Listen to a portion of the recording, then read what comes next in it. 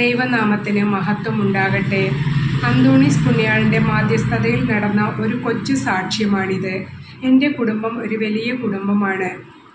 ഞാനാണ് ഏറ്റവും മൂത്തയാൾ. ബാക്കി എല്ലാവരും എൻ്റെ താഴെയാണ്.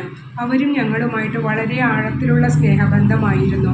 പെട്ടെന്ന് കുറച്ച് നാളായിട്ട് ആരും അങ്ങോട്ടും ഇങ്ങോട്ടും ഫോൺ ചെയ്യുന്നില്ല, പരസ്പരം കാണുന്നില്ല.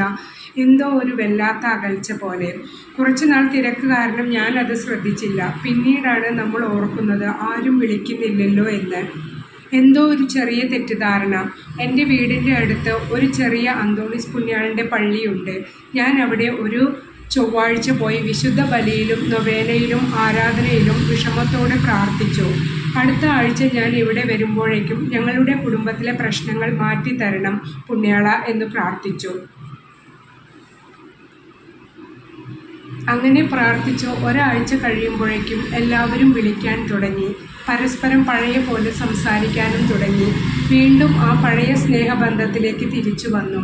ഒരു കാര്യം കൂടി പുണ്യാളൻ്റെ മാധ്യസ്ഥതയിൽ എനിക്ക് പുണ്യാളൻ നടത്തി തന്നു.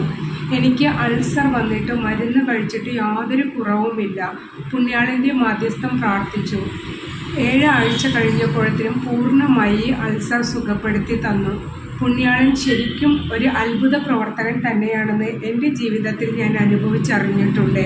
എൻ്റെ മക്കൾ ചെറുതായിരുന്ന കാലഘട്ടത്തിൽ ഞാൻ ഒരുപാട് തവണ പുണ്യാളൻ്റെ മാധ്യസ്ഥ ശക്തി മനസ്സിലാക്കിയിട്ടുണ്ട്. പ്രിയമുള്ളവരെ, നിങ്ങളുടെ ജീവിതത്തിലും നീറുന്ന പ്രശ്നങ്ങളിൽ കഴിയുമ്പോൾ പുണ്യാളൻ്റെ മാധ്യസ്ഥം തേടി പ്രാർത്ഥിക്കണം. ഈശോ സ്നേഹിക്കുകയും ബഹുമാനിക്കുകയും ചെയ്യുന്ന പുണ്യാത്മാക്കളെ നാം എന്തിനാണ് തള്ളിക്കളയുന്നത്? നമുക്കും അവരോടൊത്ത് അനുഗ്രഹം പ്രാപിക്കാം. ദൈവം നിങ്ങളെ സഹായിക്കട്ടെ.